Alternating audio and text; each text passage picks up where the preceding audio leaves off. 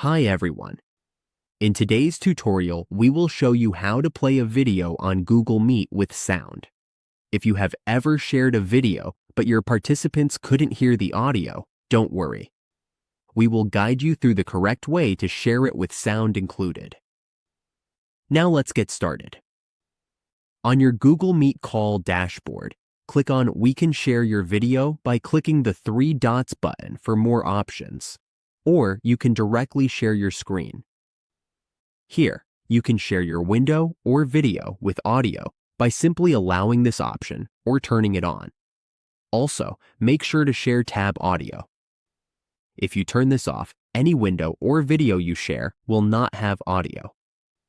This setting will allow you to share your video with audio on Google Meet.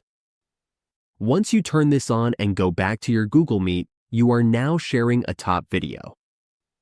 That's it. Now you know how to play a video on Google Meet with audio, so everyone can see and hear it clearly.